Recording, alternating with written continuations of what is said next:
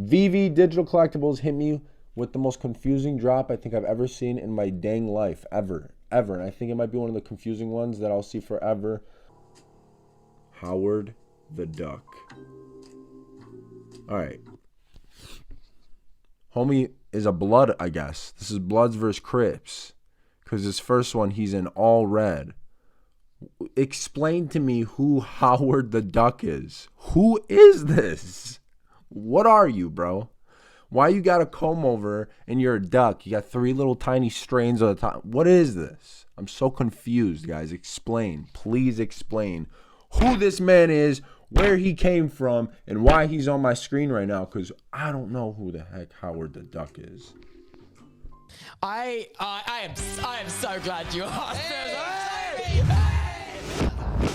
What's up, my fellow NFT collectors and VeVe OGs? Howard the Duck, a Marvel character, is dropping as a digital collectible on the VeVe app, and a lot of the people in the community don't seem to know much about the character. And Howard the Duck was one of my favorite movies growing up, so I actually know a little bit about the character. So I'm doing a quick video to give you guys a rundown on the very interesting history of Howard the Duck. It all started back in December of 1973 with a comic series by Stan Lee known as Fear that featured a lot of horror characters and horror themes, and they had one in particular sub-series called Adventures into Fear with the Man-Thing. And back in December 1973, Fear issue number 19 was released, and that issue featured Man-Thing Swamp, and Man-Thing Swamp was a very interesting place that produced a lot of crazy characters, including Peanut Butter Man, who was a man that was created out of a peanut butter jar.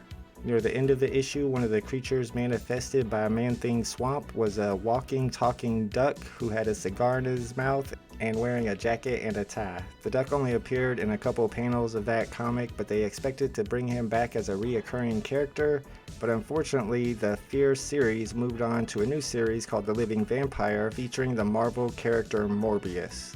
But they didn't do away with the Man-Thing. They decided to give Man-Thing its own comic series, and in the very next month, January of 1974, in issue number 1 of Man-Thing, the well-dressed talking duck made another appearance. During this second appearance though, the duck trips and falls into oblivion and is seemingly killed off by the writers. As the Fear and Man-Thing comic series continued to progress throughout the year, something strange started to happen.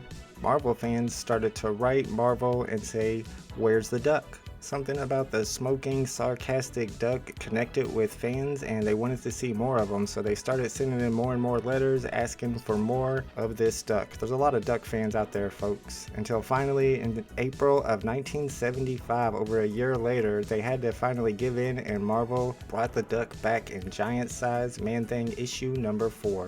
In this issue, the writers pick up from Man-Thing number 1 when the duck fell off into oblivion and brought him flying right back into the Marvel universe. They finally gave the duck a name, Howard of course, and they started featuring him more often, and the fans were excited about it. In 1996, Marvel gave Howard the Duck his own comic. Howard the Duck number 1 sold out right away and was super hard for fans to get from comic shops. The Howard the Duck comic printed 31 issues and lasted for 3 years, and that brings us to the George Lucas Howard the Duck movie that came out in the 1980s and starred Leah Thompson and Tim Robbins. I won't get deep into all the stuff that went into making the 1980s Howard the Duck movie, but it's interesting to note that when they filmed the movie, they used animatronics on over half of the scenes, and then during the editing process, they made the determination that the animatronics did not look good enough, so they had to go back and reshoot the scenes with their 2 actors that they had, a stuntman and a 12-year-old kid. But the problem they kept having with the 12-year-old actor is that when they finally got him into the Howard the Duck costume, he would always have to go to the bathroom. So because they were wasting too many hours getting the child actor in and out of the Howard the Duck costume,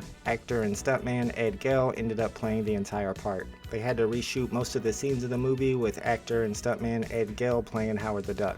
Alright guys, we don't have the Medium article yet for Sunday's Howard the Duck drop, so I'm not sure what the retail price is or what the edition sizes look like, but I am personally excited about this drop and this character coming to the VeVe app, and I plan on having one in my collection. Alright guys, thanks for watching. Later.